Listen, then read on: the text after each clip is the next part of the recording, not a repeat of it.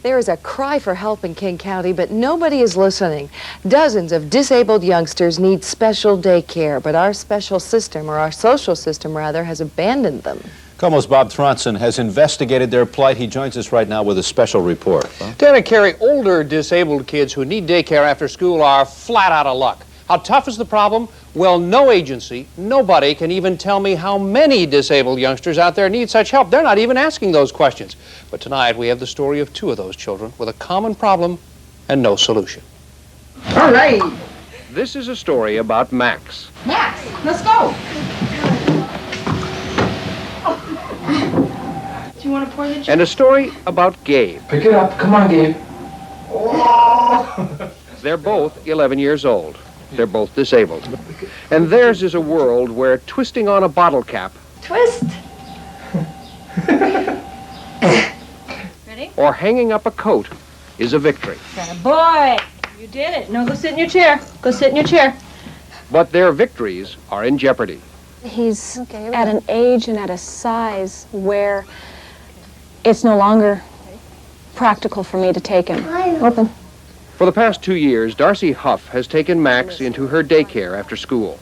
His mother works. Everything you love the thing. One muffin, two muffin. I want to so much. But the rest of Darcy's daycare kids are no older than 6. Max just doesn't belong here anymore. And there is no place else for him to go. There's not a facility, there's not a program, there's not a space available for Max. There's just nothing there. I don't know what's going to happen to Max. There's nothing out there that I have found. And I have spent many hours on phones and get no, no, no. It's that they don't have the staff to take care of my son, or they don't know how to take care of him. Are you surprised to see Tim? Are you? And there is no daycare place for Gabe anymore either. Basically, a person like Jill faces quitting your job and going on welfare. How do you drive the car, Gabe?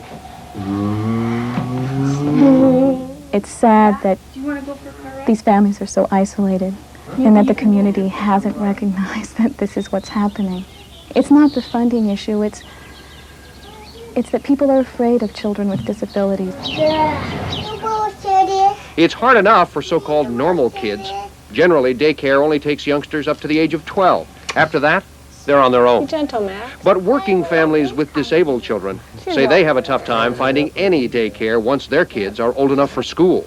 I really believe that Gabe deserves what everybody else deserves in the world, and I don't think that he's getting it. I don't think it's a matter of really anyone thinking I don't want to, so much as I didn't realize it was needed. And in the meantime, these kids are not being cared for. There's nowhere for them to go. And they can't tell you.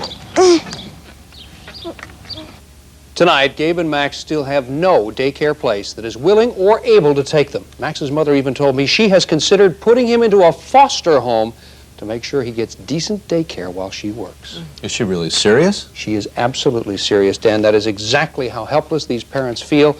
And though several agencies are now just beginning to talk about daycare for these disabled kids, those programs are still a long way off.